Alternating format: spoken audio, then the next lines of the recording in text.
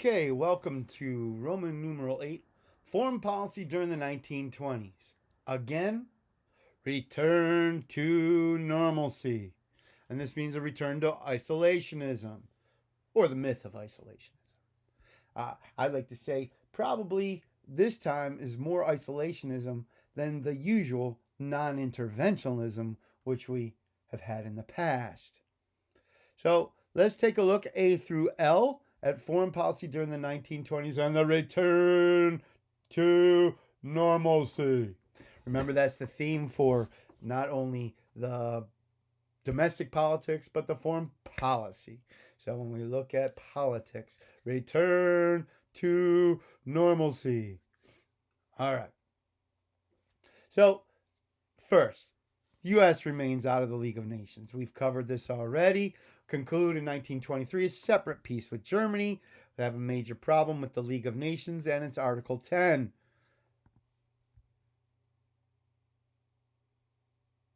So if you got this cartoon, what would you see? The Senate with a knife in their hand, stabbing the Treaty of Peace in the back. Here it's pretty unclear here. You're going to have to swallow it, whether you like it or not. And there's peace terms. And there's poor old Germany. There we go. Now, United States International Affairs. Here's a quick little graph. League of Nations, World Court, Washington Naval Conference, Kellogg-Briand. There are more. We'll get in a little bit more specifics. But if you have this in your mind, boom, boom, boom, boom, you got foreign policy pretty much covered. So let's go. Oil drilling concessions. Here's the land of five. Gained from Great Britain in the Middle East. Of course, very important later on for our military and for our new economy based on the automobile. All right. The Washington Naval Conference. This, ladies and gentlemen, is important. So, you have interventionism versus disarmament. And the two are going to collide. That was me, buddy. That was me. Interventionism, collective security, meaning we all belong to a League of Nations or United Nations. Wilsonianism, that idealism of globalization. And business interests, wanting markets and wanting to have places to get raw materials. Versus the other side of disarmament. Isolationists, nativists, keep those foreigners out. Anti-war movement. And conservative Republicans, all in favor of disarmament. So these two are going to clash. When we look at isolationism, the leader of the Republicans would be Henry Cabot Lodge. They refused to sign the Treaty of Versailles. He was a reservationist unless the Article 10 was approved. Security treaty with France, also rejected by the Senate. No entangling alliances. And 1921, it was just officially declared war is over. So in 21-22, we get the Washington Disarmament Conference. And out of that conference, we get a couple treaties. One is the Five Power Treaty. You look at the five major naval powers in the world. The United States, Britain, Japan, France, and Italy. So what they did was they set up a ratio. How many battleships each country could have. And if you had more than that, you had to get rid of them. Notice, Japan, who had almost as many battleships as the United States and Great Britain, was only allowed 3. And the funny part was, Japan had brand new battleships. So they're having to scuttle brand new battleships. Well, the US and Britain got some older stuff they can just get rid of. But this is kind of like Thanksgiving. You know, you've been sitting at the kiddie table your whole life on Thanksgiving. There's so many people, not enough room for you at the adult table. But finally you got old enough. Finally, you got to sit at the adult table. This is what happened to Japan. So they will suck it up and get rid of those so that they can now sit at the big boys table. And of course, be in the big five here. Resentment is going to evolve from this, leading to Pearl Harbor. Japan got a guarantee that the U.S. and Britain would stop fortifying their Far East territories, including the Philippines. Now you're going to have them just stop putting military there. And there was a loophole, a way to get around it. No restrictions on small warships, which, of course, Britain had a plethora of. Everything changes in 1931 with Japanese attack of Manchuria. This bold aggression is really going to set the world off. And the League of Nations condemns the action. And Japan says, well, screw you, and they leave the League. Now, the League has no way to stop them except say, shame, shame. Maybe some economic sanctions, which are going to force them to get more of China, more raw materials. Now, Hoover, return to normalcy. Wants no part of a military action in the Far East. What's happening in Europe? All right, so the Washington Naval Conference attempted disarmament. Hey, boys with toys like to play with them. Let's get rid of all these war toys, and then we won't have war. Quite naive, but that was where they went. Limited the number of capital ships on a ratio, capital being like battleships. First successful disarmament. Now, reduction of power already in force, and results codified in the 5-Power Naval Treaty. So out of the Washington Naval Conference, we get the 5-Power Naval Treaty. The 4-Power Pacific Pact, all right. You want to get in the land of 5, here we go. Agrees to respect each other's rights in the Pacific, refers disputes to a joint conference. So here you got, countries working together.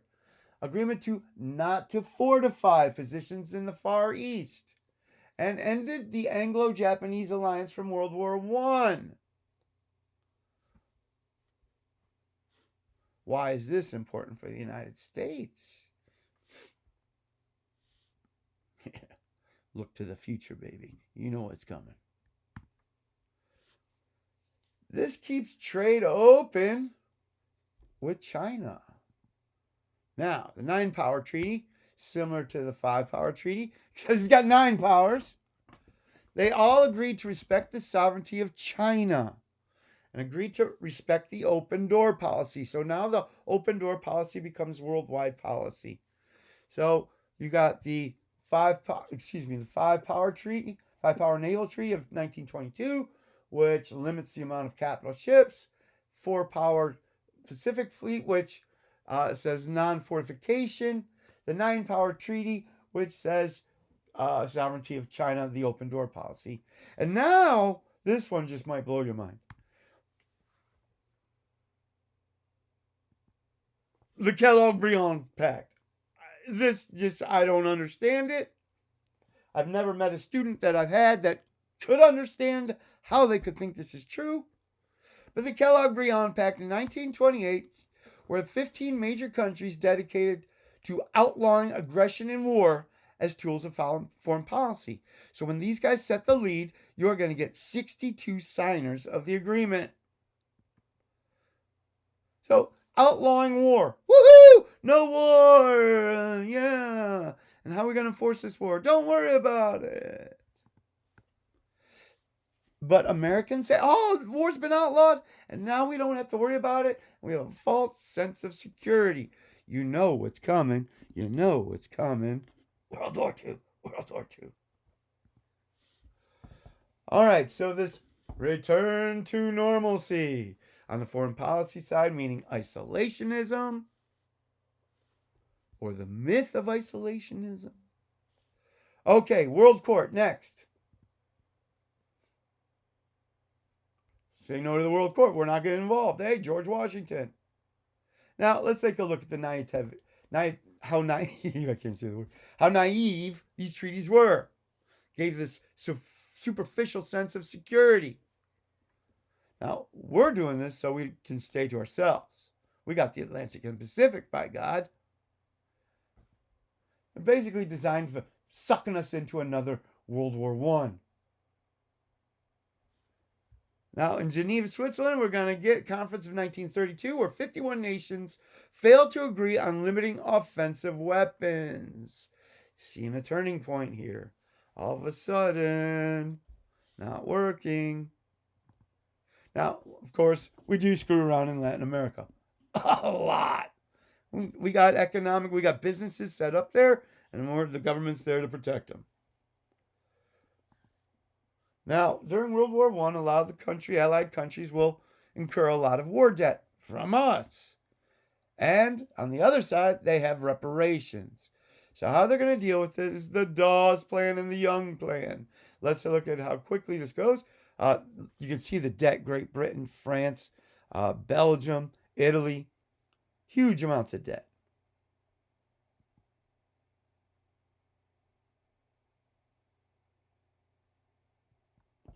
Allies owed the U.S. $10 billion for loans made to them during the war. Germany owed $32 billion in reparations. I mean, can you just see major cause of Hitler right here? We got the hyperinflation, which occurs because Germany only has one choice to come up with $32 billion, and that is to print it. And when you print money, this is what happens.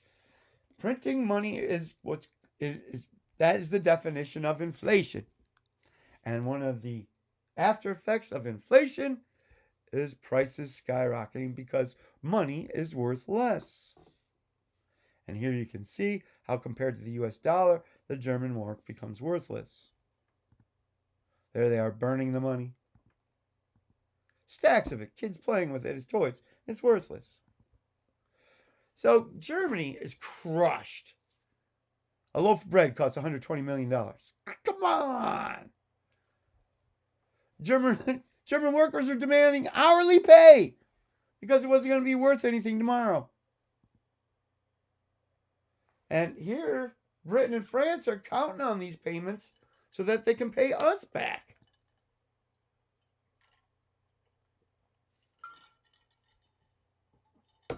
All right. So reasons for Allied reluctance. First, Dad fought America's fight from 1914 to 1917. He's like, hey, man, we paid in lives. You should be willing to pay in dollars. Second, U.S. tariff policy restricted their ability to sell goods to the U.S., hurting their ability to raise money. Third, Coolidge's response. Quote, they hired the money, didn't they? They borrowed it. Pay it back, man. And fourth, U.S. insistence on payment forces the Allies to get tough with Germany. All right. I hope you're just seeing it. Causes of World War II. Causes of World War II. Causes of World War II. So they come up with the Dawes Plan. The Dawes Plan. Woo! The Dawes Plan is going to fix everything. The U.S. is going to loan money to Germany so they can pay off their loans to the Allies, the reparations to the Allies, and the Allies can pay their loans to the U.S. The U.S. can loan to Germany, and the Germany and it keeps on working. Oh, it's all going good. One giant Ponzi scheme, and then October 29, 1929, this all ends.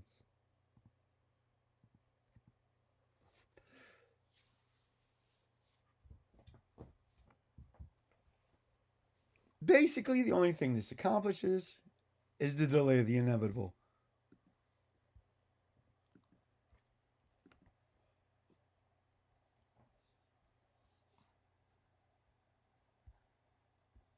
Apparently, it's not gonna. Come on. Okay.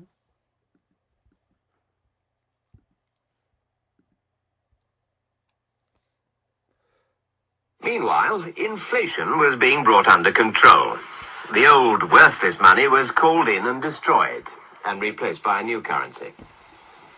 At the same time, a committee under Charles Dawes, an American, was set up by the Allies to scale down the reparations so that Germany could afford to pay them.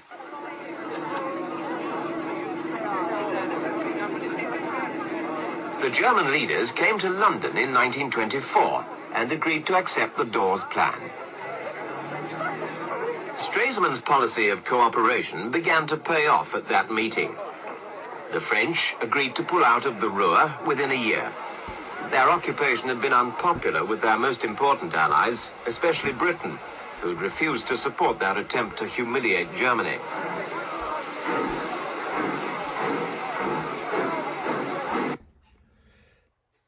Okay, so if you didn't catch that, France was really trying to put it to Germany. World War I was fought in France. It crushes them. They want revenge. Britain, a little tired of this, doesn't quite go along. So now the Dawes plan no longer working. They reduced the reparation payments to $9 billion and spread the payments over 59 years. How do the Germans see this? Well, I think the cartoon says it all. Is it slavery if you have to pay a debt for 59 years? But once the Great Depression hits worldwide, Hoover will declare the debt moratorium since they're not going to be able to pay it anyways. And if they do, it's going to be worthless money. So Hoover's policy, 1 year moratorium on debts, recognition of the beginnings of worldwide depression. You're going to get the Lausanne Conference in 1932, which will further reduce debt reparations. When the U.S. refused, all countries except Finland defaulted. Believe it or not, Finland would continue to make their payments for decades until they finally do pay off their entire debt. Go Finland. Finally, some other foreign policy issues, some scraps here. What do I got for you? First, the good neighbor policy. Now, when we look at foreign policy in Latin America, this is big time. FDR is going to pick up and run with this. So under Hoover, there was emergence of a good neighbor policy towards Latin America. What we want is things working for both of us, not just heavy-sided for U.S. favor. Attempt to undo the ill will created in the Roosevelt corollary in dollar diplomacy. Come on, there's been a lot of invasions, a lot of interference, just a lot of ill will in Central and South America. So the Stimson Doctrine, or FDR's foreign policy secretary, arose after Japan demonstrated aggressive tendencies and invaded Manchuria, said that the U.S. would refuse to recognize any territorial gains made in violation of Kellogg-Briand. All right, our next notes will be on the Great Depression.